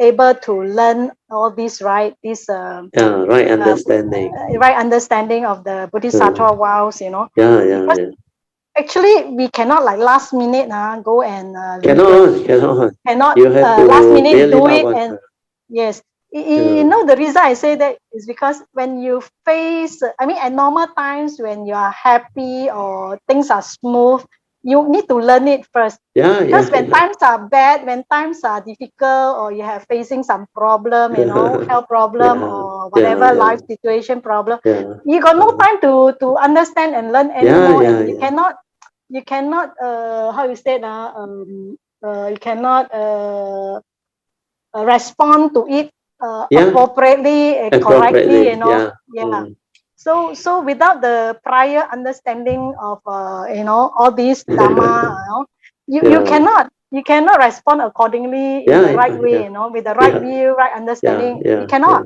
So last minute you cannot do it, you just cannot. So we are in a way very fortunate that we learn it as early as possible, I mean that's why I vow in this life that I will have to learn it as early as possible. So I really salute those Kayamitas that are still young, learning this Dharma understanding as soon as possible, because it is really good to learn as soon as possible, as early as possible, so you can make use of the understanding to live your life according to the Dharma way, not heedlessly, anyhow, hit out and like like a like what you call that, lucky draw, sometimes you deal, sometimes you don't deal, that kind of thing. So having the understanding, you at least you can improve on it, over time, as you cultivate, you improve on it, how to do things in a better way, you refine and perfect your wholesomeness, your action, so your life will be better and better in that way, because you are doing it accordingly. That's how you grow in your cultivation, the spiritual life. But if you don't have this understanding and affirmation to actually determine strongly to cultivate and to sincerely persevere, there is no way. That's why that faith, that sada virya, that will push the cultivator to really go all out to develop all this understanding. Then when you start to cultivate this based on the advice of the Buddha, you keep on growing, you keep on transforming, your life change for the better. That's why without this Dhamma, normal living being will encounter a lot of karmic problems. Then this karmic negativity will bring about their downfall, condition, their suffering, misery. And all this, you have to pay back. Living being doesn't understand that. The more negativity you create, the more you have to pay back. You reap what you sow, because we are all born of our karma, heir to our karma, conditions supported by our karma. We need to take care of karma. We cannot neglect karma. We need to train ourselves, be mindful, be heedful, so that we can avoid all evil, keep the precept, cultivate goodness, wholesomeness, following the advice of the Buddha. then develop the purification of mind, awareness-based training to straighten our view, to develop the right understanding, to walk the spiritual path, the Dhamma way. So all this, you have to determine to develop the understanding, to cultivate sincerely, and to persevere, to push yourself strongly, life after life. Yeah, Pushing, you can Okay. continue. Yeah. Brother Teo, actually, you just now earlier on also mentioned about the good and bad intention. Is it something like that? Good and bad action. Good and bad actually is according to who, you know. That is a very important question to ask. Yes. Because we always argue, not say argue, sometimes, you know, people, I mean, even in family, we will have our different views and opinion, right? So they hold on to their personal views and belief system. Then they end up arguing, not resolving problems. Because when you don't have the understanding, you tend to argue, you tend to reason, you tend to analyze, then hit out. This is not the way of the teaching. The teaching is Noble Eightfold Path, having right view to accept the reality. Then from there, resolve whatever amicably through one, right thought, right speech, right action, and the four right effort, and have mindfulness, leading to heedfulness. That's why sati samadhi is very important. Unless you have the Noble Eightfold Path practice, the embodiment of it, you cannot have the understanding and the spiritual life. Because this Noble Eightfold Path is the embodiment of what the teaching is all about. So if you cultivate it, you hold on to it, then you have the embodiment of the Noble Eightfold Path. Then you become beautiful. You are incapable of evil. So all this understanding is why the Dhamma is so beautiful, so wonderful.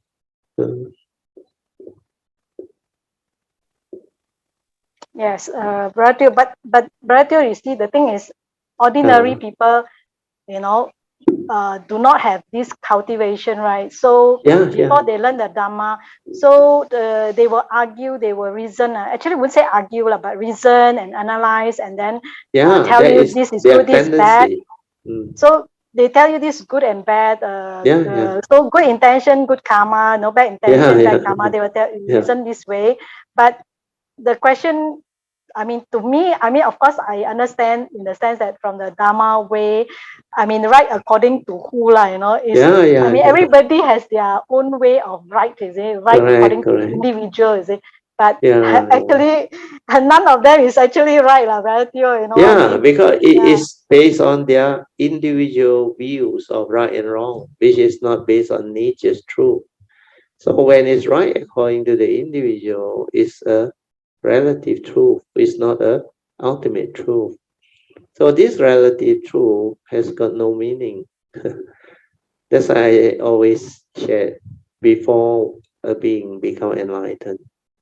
There is no right and wrong. Where the right and wrong is not the true one. So right and wrong, according to the individual, to me has no meaning. Like I always share, your truth, my truth, not important. Well, these are our individual perceived truth. What is more important is nature's truth. You have the Dhamma, you have the understanding, then you will understand nature's truth. When you understand nature's truth, then you stand above duality. Then you will see that thing is just the way it is. Condition like that, things will be like that. Nature's law, every moment, every instant, it is in the state of balance. That's why the Buddha called it tattva, suchness. Because every moment, every instant, truth manifests. It all follow nature's movement and condition. So thing is just the way it is. It's only the way we perceive it, whether you have wisdom or not. Without wisdom, you will perceive it with your own negativity, your own gullible, heedless thinking. So all this will create conflict, misunderstanding, negativity of karma and all those things. Mm. So not easy. For normal human being, it's not easy.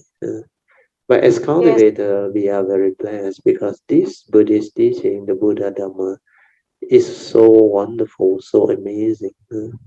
When you understand it, you can apply it. Then you understand life. When you understand life, you will know how to live life. Then you will know how to evolve for the better, transform for the better. And it will change you profoundly. Character-wise, personality-wise, wisdom-wise, you transform. Then your life take a turn and you become beautiful. That is what Dhamma is all about. Not about right and wrong. Not to go and argue. Not to follow who. To investigate into truth. To develop awareness and mindfulness. To realize the truth. To understand clearly who you are, what you are. Then to observe and to awaken to insight into phenomena. Otherwise, you will not change. Living being is very, very conditioned and rigid, delusion. Before they awaken, they have all these problems with them. They cling on to a lot of things, hold on to a lot of things based on their own view, their delusion. Mm. Yes, thank you, Brother Teo, for Yeah, this extended sharing on this, because yeah, it is really important for me also, yeah. to revise and understand clearly, Yeah. this, because recently I heard about somebody telling another person about this Uh, right, good and bad intention. Then I was thinking, yeah. I mean, I didn't want to say anything because it is a very sensitive thing to talk about, Yeah. especially when you don't have the Dharma understanding. It can Yes. lead to argument, Yeah. and then how you call that, instead of helping, is become a negative karma, Yeah. Brother It Teo. become a misunderstanding. It become Yes, yes, conflict. yes. That's why Krishnamurti used the word thought divide. When you have this egoic mind that create thought, thought divide through what? Through words, through concept, through duality, through views and opinion and conditioning. That's why the danger of thought, you must see it. Without wisdom, you cannot understand the danger of thought. Because thought is capable of creating all this conflict, misunderstanding, war, all come from thought. Uh, because through the thought, it creates duality, it creates words, concept, views, opinion, and conditioning. So all this, even belief system, all come from thought. That's why you carry all these. They are very divisive. Even one word, race, nationality, divide you already. Then everybody argue, fight already. That's why you have racial problem, racial discrimination. Then you have all the shooting even in the United States and now today Norway and many areas. And all this war, conflict, misery, suffering come from what? Human mind that don't have the understanding. And everyone protecting their own interests. That's why the world order, the new order, all this that come from thought will not bring about peace. They can talk unipolar, multipolar, those things. End of the day is the collective human consciousness. When they are so much more deluded one, than the wise one. So it's very difficult to have order. That's why you see all over the world a lot of so-called war, conflict, racial riots, and division within their own country, community. Everywhere you have this thought-based warfare, argument, conflict, misunderstanding. In fact, the American also now very thorough, the Republican and the Democrat, or even abortion also becomes such a great issue. And after so many shooting and horror scene, they still arguing over what law to regulate, what to allow and what not to allow. And the way they talk, I tell you, is really frightening. So all this you can witness and observe to understand. That's why when we are mindful, aware, we see all this. But like you mentioned just now, you see it coming. That's why you don't want to get involved. Otherwise, it's not easy. But when you have the Dhamma develop and stabilize, you can handle all this. You can come to terms with all this. Then you can be at peace with all this. You just let things be unless there is condition to do something. Otherwise, no point. Just let things be. The thing is just the way it is. It has to be that way. It's that way. That's why everything just manifests and evolve, unfold. So as you cultivate, as you develop more and more understanding, you will witness and see more and more things. Then the understanding, the awakening, the insight, the wisdom, they start to grow. And they grow in a very different way because we no longer analyze and reason. We observe, we silent, we develop understanding, we have mindfulness, we have awareness.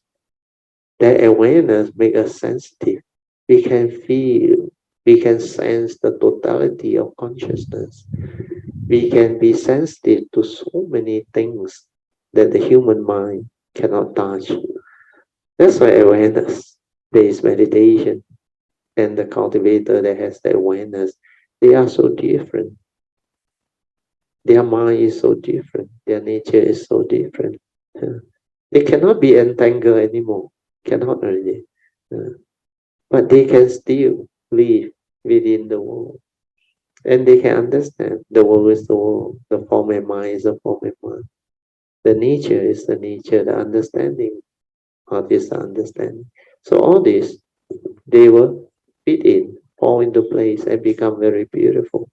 That's why we can really develop the understanding to live life to the fullest.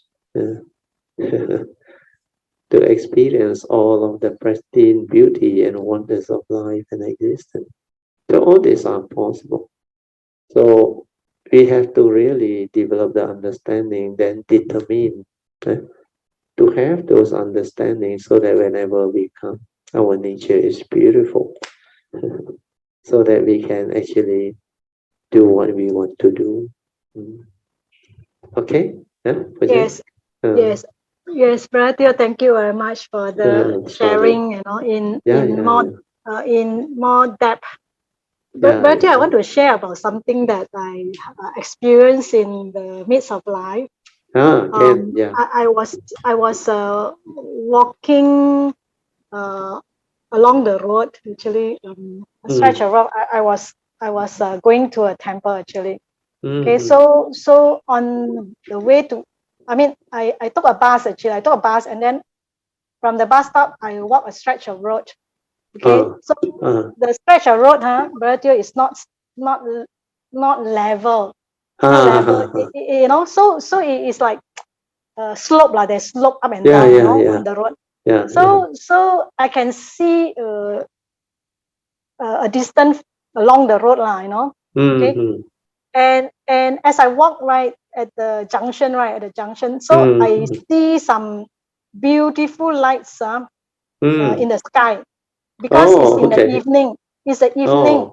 Okay, I can relate now to you because I've seen it. It's already in the past, right? So I see the light, the orangey light, because the sunset is coming. You know, the sunset is coming.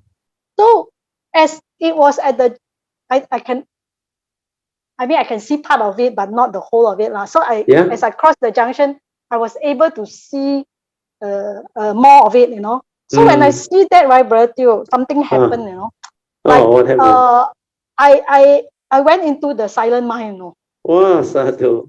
I went to silent mind, and then it just awareness of it, right? And then and the thing is, I know it's the silent mind because, you know, when I come out of it, Brother Teo, I kind of like the so-called consciousness of the hearing. I kind of lost my hearing consciousness, you know. When I come out of it, I know that suddenly, how come so noisy, you know, Brother Teo? Yeah, you know. So I realized that I went into the silent mind, you know. I went to silent mind. So I come out, I realized, how come so noisy? And I'm here, you know. So I was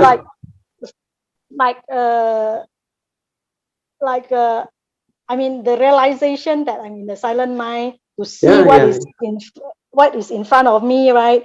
And then when I come out of it, then the hearing become the noise becomes suddenly so noisy. So I know that was in a silent mind in that period of time that I was there. So it was like, so joyful that I suddenly realized that, you know. So you see, because the external, they call it the conscious moment. That one is the superficial consciousness, where the mundane mind level, they call it the conscious level, the conscious mind. So the conscious mind is normally most of the time just aware and outside. Then when you allow the conscious mind to be what it is, then that consciousness become very loud, very loud. But when you are aware within, the awareness within is different. The awareness within is a nature that is aware. That it can be aware of many, many things. It depends on how your awareness manifests, whether it's spacious awareness or specific phenomenal awareness. But when it's from inner out, then that thing is like everything is like inner flow, specific phenomenal awareness. Then everything is like in that state within your awareness nature. Then you are different. That's why last time I remember this monk Ajahn Jagaro. I remember he described it very well. He was also a very good monk. He said, in the midst of activity, there can be stillness. That is the meaning. Inside the nature is still. Activity is everywhere. Outside, the form and mind, everything. Then in the midst of sound, there can be silence. Silent within. You understand? That's why what you experience, your nature went in. The silent nature. Then after that, when you release it out, it come out. Then suddenly you hear the sound. Then you know there are two nature. One is the inner awareness nature. The other one is the conscious mind, the mundane mind that experience, that movement. So when you see the difference, then you start to understand the beauty of awareness-based meditation. It has that capability that normal human being cannot. Well, normal human being, sometimes they cannot take what they call stress created by society. That's why they say noise pollution, sound pollution. They complain here and there. Then they say, "Ayo, why so noisy?" They want to go back to the countryside. They want to go back to nature and all those things. That is what the mundane mind will actually do. That movement, they are always active. Whereas when you are aware, silent, the wisdom part that manifests is different. When you are with the awareness, you are not with the conscious mind. But the conscious mind can manifest on its own. But the awareness that is aware of it is different.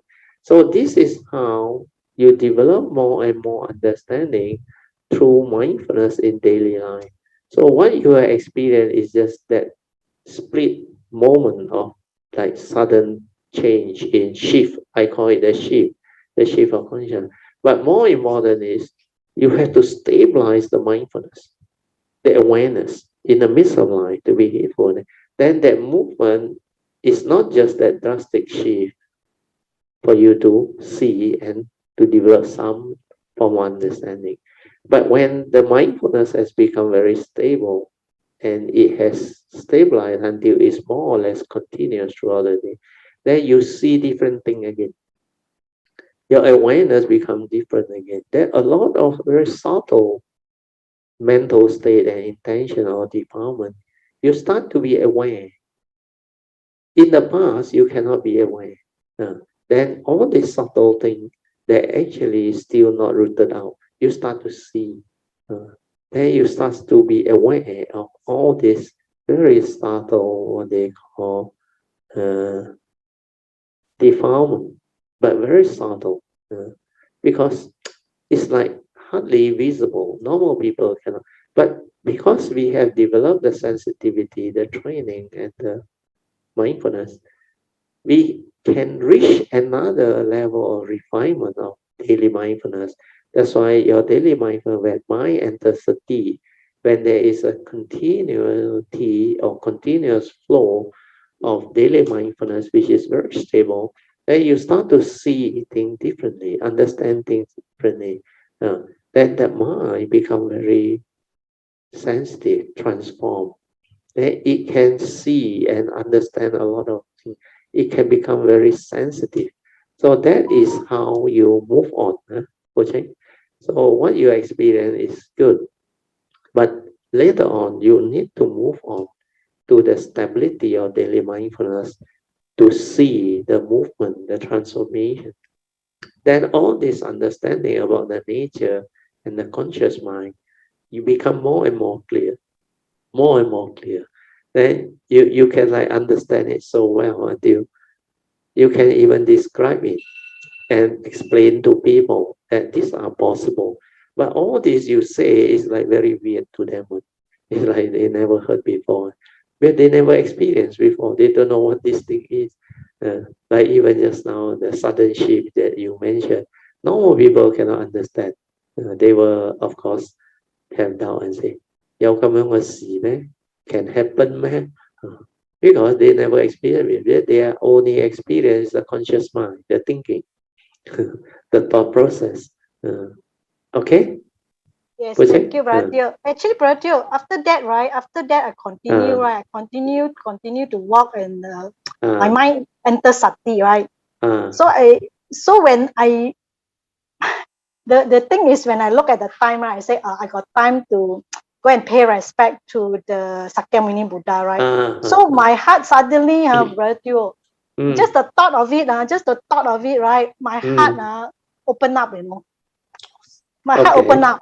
So my heart open up. I reached the temple, right? The temple, the shrine hall, right? You know, Brother Teo, I feel the stillness, and then the heart become more and more like I the how you say that, the heart open up. I can see the heart opening, brother. So Then what happened? then because my intention wasn't like that lah, because I'm just aware of it, but I just continue with my paying respect. I just do my how I do my how, and then I at the same time I'm aware of the heart opening, and I mean, I know it's very different from this is the first time I experienced this lah, brother Teo, so I mean, I didn't really I just aware, but I didn't do anything about it. I just aware and then do my forehouse, and then after that, I just say, okay, I don't know why this thought come out. Oh, I'm full, I'm full, Then I say, the thought just appear, I'm full. I mean, I do not know why the thought just came out. No, mind, it's okay. And You then after continue that, to describe. I just pay my respect, very happy lah, that I got the Oh, opportunity okay, to do okay. it. And then after that, I just go on with my activity lah, Brother Teo. So it was like, I mean, it's just a continuous thing that happened this way lah, Brother Teo, Yeah, it just unfold in this manner, Yes. Okay, Yeah. okay. That I was full of joy. The heart opened up, that I see my heart opening up, and then I pay my respect. And after that, I don't know how to say this, but it just like I relax into it and I settle down, I settle down, and I'm aware of what happened. That's it, Yeah. So but I really feel the affinity with the great being, Brother Teo, That because it is like it never happened to me before, and I mean, I also hardly had this opportunity to go to the shrine there, in the first place, because I don't really have the opportunity to go there. And after the pandemic over, it's like the first time I get to a chance to go and do it, and I just feel that I need to go and do it. And then after that, it just happened that way, So I just had this faith that the affinity is with the great being, Brother. Yeah. So it was like a very good experience to me, that I never experienced before. That one thing leads to another, So that's why I'm saying the development of sati, is very important, Very amazing. So it can be very amazing. So it can unfold one thing to another. What happened to you is very likely because of your faith, and there is condition. Your faith is very strong, and the condition manifests. Then when you move in that direction, the awareness actually help you. Then you experience the shift. Then later on, when you are inside or nearby, the heart open up. All this is because you have affinity with that great being, and your faith is very strong, and it can happen. But all these are part and parcel of cultivation, the way. That's why I say you must not like get excited and become like complacent. Continue to evolve it, to develop the mindfulness, the awareness, the strength. Whatever you experience, it will bring forth the understanding later. Well, initially, it's not stable yet. So based on what you explain is you have the condition to move into all this, means the affinity, the faith, and all those things. Then when it manifests, it's like you are experiencing glimpses of all these things. But all this has not stabilized. But later on, as it stabilizes, it will evolve differently. Then your understanding become more complete. Then you can come to understand why all this can happen. Why are all this possible? Then you will understand more and more of that nature, the silent mind. Even though you say it's like open up, then at one stage you say it's full. It's full is because at the moment, at this moment of you, your nature hasn't evolved and developed until it can take it. Well, it's like very fast, saturated already, full. It cannot take anymore. So that like you eat some food, full already, full already, cannot go in already. It's because your nature can only take up to that. So later on, you will also come to know, because I also explained to Brother Song there earlier on, that initially, like that nature's energy from all these great beings, which exist, sometimes they come, they are very strong. They are very strong. We can't take it because at that time we haven't developed it. Then as the cultivation continue over the years, as you develop, then later on you realize it starts to become very different. Even though it continue to open up, like I used to say, the front and the back, everything, that it not only can draw, that it can take it in a very different way. Then after that, later on, your nature will read it out for people to draw. So all this can manifest. That's why you are going through this phase of glimpses of all this because of your faith and the combination of affinity. So sadhu to you, but do not be complacent, like I say. Continue to cultivate, continue to develop the mindfulness, the stability of the daily mindfulness. Then relax and maintain awareness and stabilize that nature until it becomes very, very stable. Then it will continue to move, continue to grow. There are a lot of movement, a lot is unending, it's a lot. Okay, Pajay? Thank you, Brother Teo. Yes, Sadhu. it's very beautiful because, like you said, I'm learning part and I mean part and part of it. Like we still have a lot more to learn and a long journey there to is go. a lot more things that Yeah. can happen, but what you are going through is the glimpses of what are possible, which happen because of your faith and your affinity, and the condition fall into place. Your affinity with all those great beings. That's why all this can happen. But do not be excited and be complacent, because once you develop the excitement and the complacent, then you neglect it. That's why I realize a lot of people fail to progress after that, where they thought they have got it. But this is only the glimpses, the thing that you experience while you are moving into this field, which is a big field behind, a lot more to go. Okay? Yes, I agree, Brother Teo. Yes, with your guidance, it really helped me tremendously to cultivate accordingly, along the right path. Thank you, Brother Teo. No problem. Sadhu. Sadhu, Late sadhu. already. Yes, We have to end. okay. Yes, So let okay. us rejoice with the good sharing. Sadhu, sadhu, sadhu.